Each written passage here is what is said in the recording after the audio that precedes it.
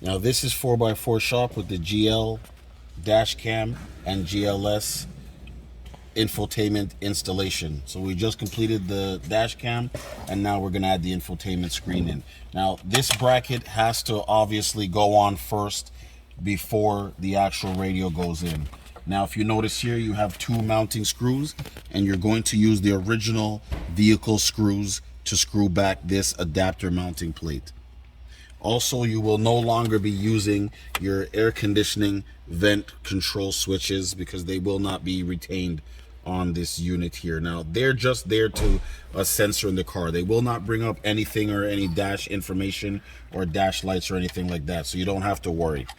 Also, again, with the color coding, if you notice, you have silver and you have gold. The gold one is for the GPS antenna. The silver one is for the Wi-Fi antenna. Now, please, some of the vehicles that could have the dual color, please read the labels and pay attention to your antennas, because on some of them there will be actual markings on the actual bracket to identify what the antenna is that is. So don't always just follow the colors. Then you will push your actual GPS antennas through the screen holes with their corresponding cable.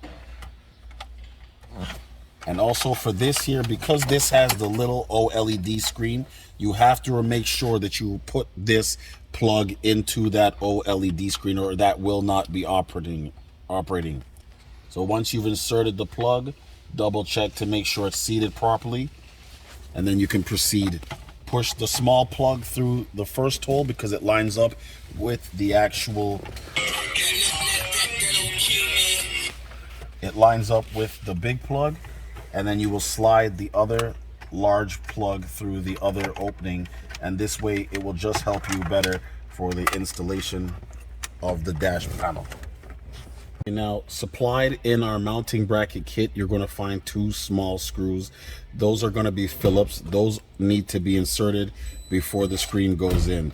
So you're going to line up the dash trim with the holes,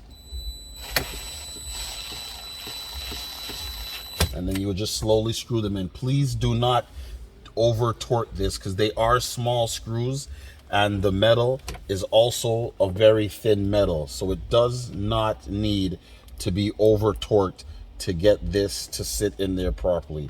Just align the screws and just give it slight pressure,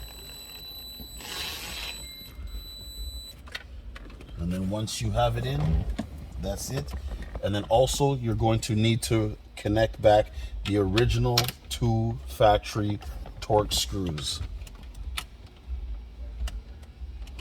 And then you will need to use back the T20 bit.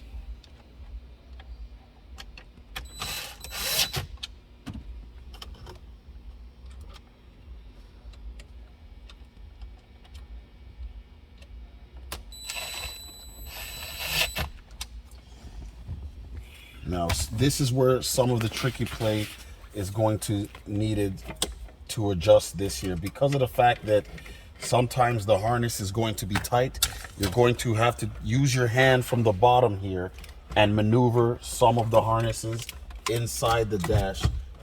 Just make sure you reconnect your original side plug for the actual GPS. Now you will take these harnesses and try your best to push them as low into the dash as possible so they do not interfere with your mounting of your actual original radio.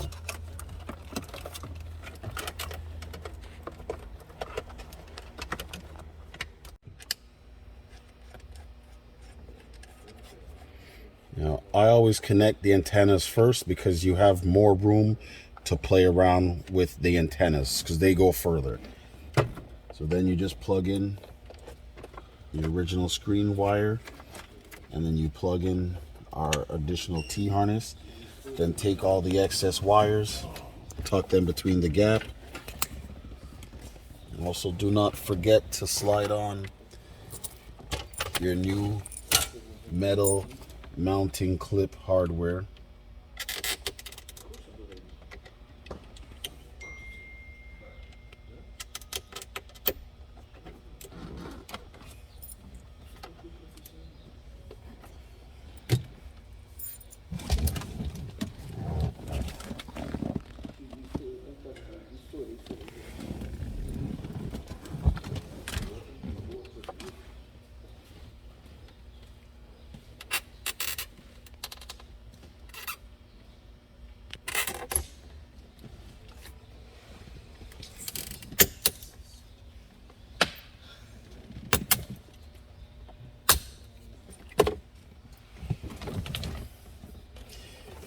just slide down the screen. There will be 2 grooves.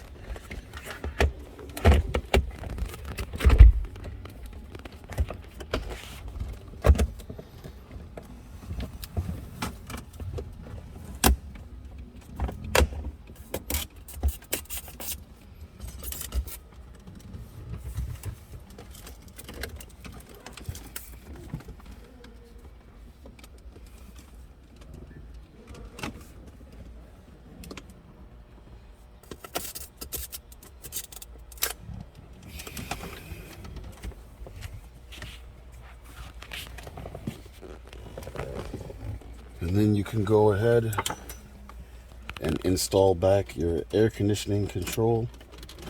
Again, no screws. Make sure to put back the 2 T20 screws there, which are going to be the thin ones. The thick screws black are up here. Your 2 silver screws are at the top.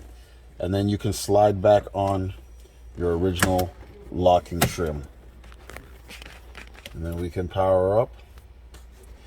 Notice airbags lit up. You have your graphic of your vehicle, and then you have the screen powering up.